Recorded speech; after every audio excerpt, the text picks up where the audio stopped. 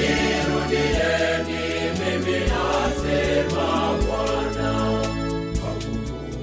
Karibu mpendwa msikilizaji na mfuatiliaji wa St. Gaspar Media katika kipindi cha tafakari ya Injili ya siku. Leo ni siku ya Jumatano, tarehe ya 25 mwezi Machi, katika kipindi hiki cha Kwaresma mwaka A wa Kanisa.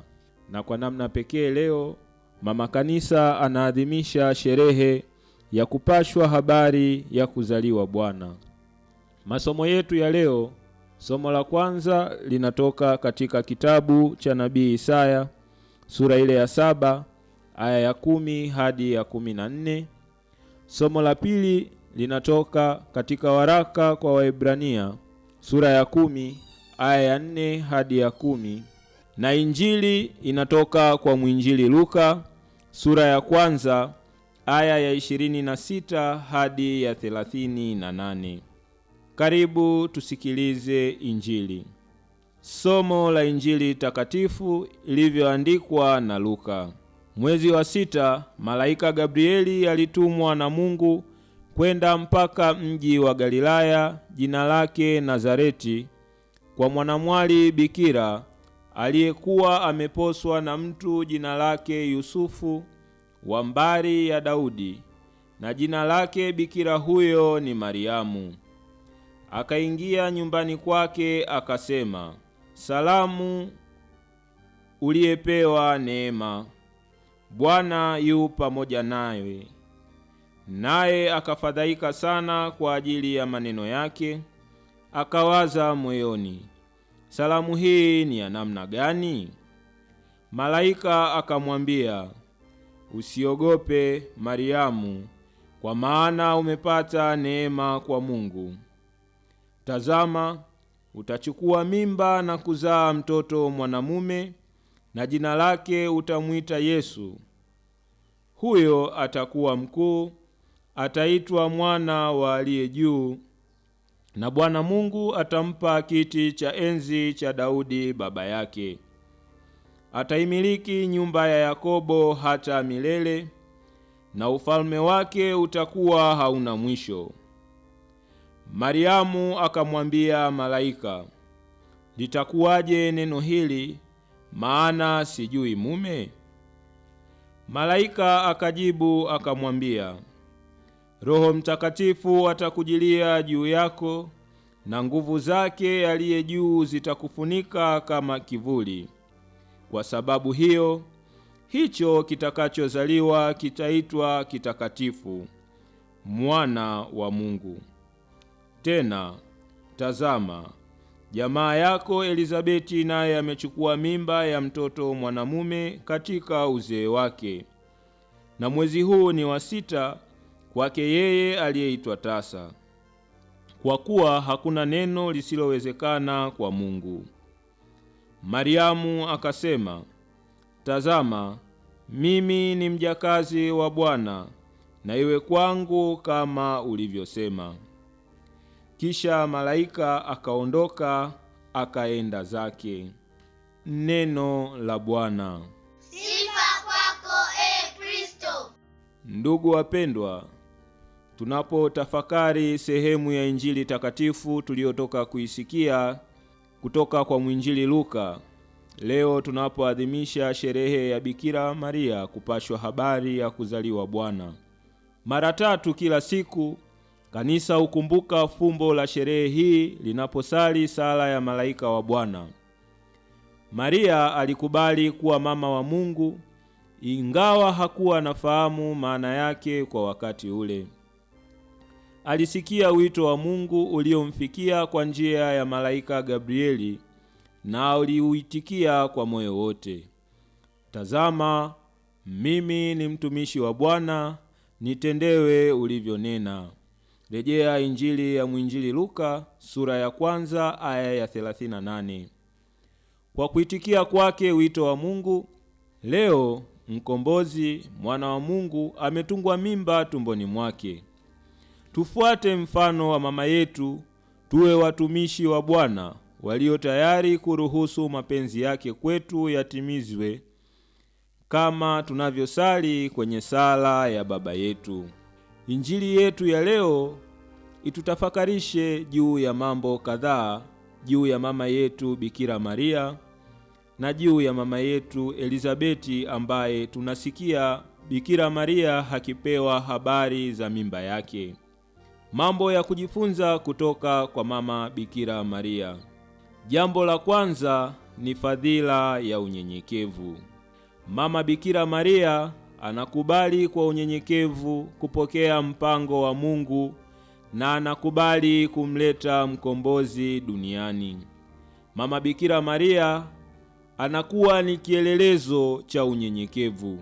Kupitia unyenyekevu wa mama Bikira Maria, Mungu Mwana anatungwa mimba ndani yake, yani fumbo la umwilisho linatondeka ndani ya tumbo la mama Bikira Maria. Ndugu wapendwa, fadhila hii ya unyenyekevu tunaiona pia tunaposoma waraka wa Mtume Paulo kwa Wafilipi, sura ile ya 2 aya ya 6 hadi ya 11. Unyenyekevu wa Kristo.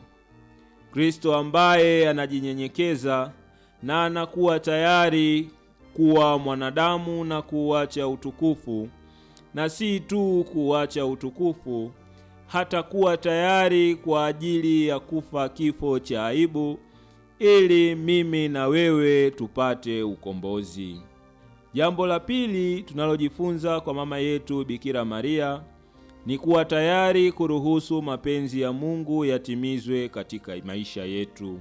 Mara kadhaa kama binadamu tumekuwa na sababu za hapa na pale katika kukwepa kutimiza majukumu yetu ya kila siku au kuyafanya yale yatupasayo kwa sababu za hapa na pale. Kupitia kwa sehemu ya Injili tuliyoisikia, mama Bikira Maria anatuonyesha ya kwamba daima maisha yetu yanatupasa kuwa tayari kuruhusu mapenzi ya Mungu yatimizwe katika maisha yetu, kama yeye alivyofanya kwa kukubali mpango wa Mungu utimilike katika maisha yake, yaani Mungu Mwana afanywe mwili kupitia yeye na umwilisho wake utokane na tumbo lake, yaani awe mama wa mkombozi. Jambo la tatu ni kuwa waaminifu kwa wito tulioitiwa na Mungu. Mama Bikira Maria anabaki mwaminifu daima katika wito ule wa kumleta mkombozi duniani. Hapingi wala hana kipingamizi chochote anachokionyesha, bali anadumu daima kuwa mwaminifu, ndipo fumbo la umwilisho linatimilika ndani yake, yaani mkombozi anachukua utu ndani ya tumbo la mama Bikira Maria. Ndugu wapendwa, mimi na wewe tumeitwa katika wito.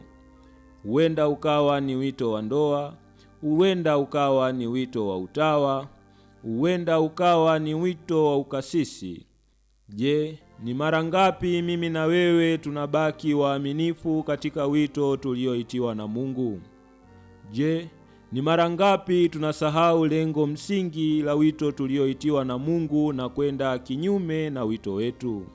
Mama Bikira Maria leo atukumbushe ya kwamba daima tunapaswa kuwa waaminifu kwa wito tulioitiwa na Mungu.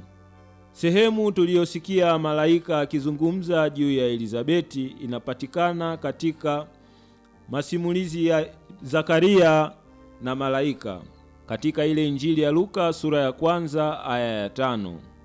Ndipo tunapata masimulizi haya juu ya ujauzito wa Elizabeti. Kutoka kwa Elizabeti tujifunze mambo makuu mawili. Jambo la kwanza ni kutokuwa watu wa kukata tamaa, yaani kuwa imara katika imani. Elizabeti na Zakaria katika uzee wao hawakukata tamaa na waliendelea kumtumainia Mwenyezi Mungu. Licha ya kwamba ilionekana Elizabeti alikuwa ni tasa na umri wake umeenda sana, hawezi kupata mtoto, lakini hakukata tamaa kwa Mungu. Yeye na mumewe Zakaria walibaki waaminifu na daima waliendelea kumtegemea Mwenyezi Mungu na kuwa imara katika imani.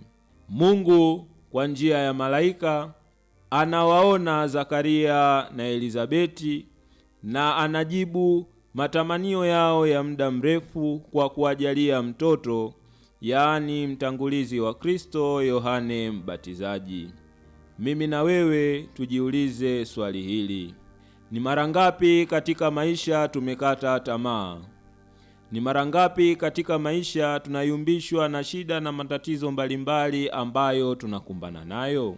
Mama huyu Elizabeti atukumbushe ya kwamba daima tubaki kuwa imara katika imani, kwani Mungu hutenda kwa namna yake na wakati wake, na daima huwa pamoja nasi, wala hatuachi katika shida, changamoto au matatizo yetu. Jambo la pili la kujifunza ni ukuu na uwezo wa Mungu.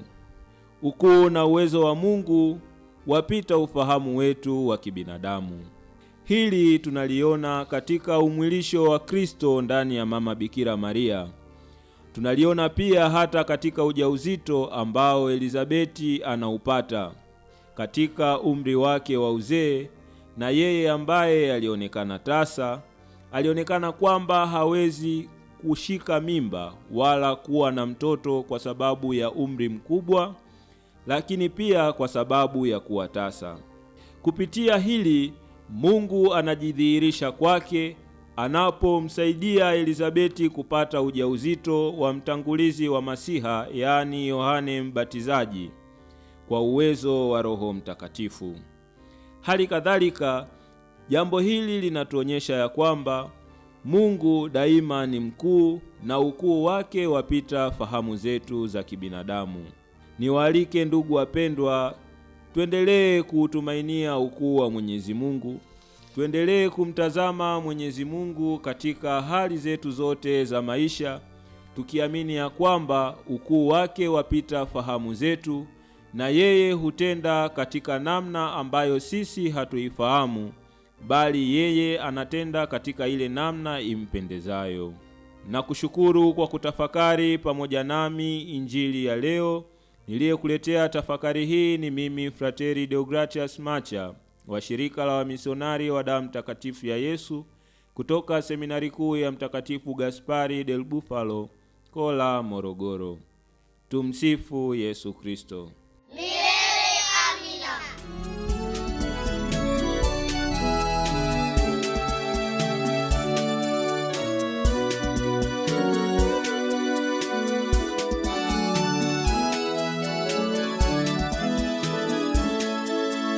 Pigeni tarumbeta katika Sayuni, kusanyeni wazee, kusanyeni watoto. Nirudieni mimi asema Bwana.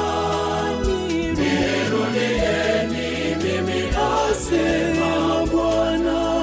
Nirudieni mimi asema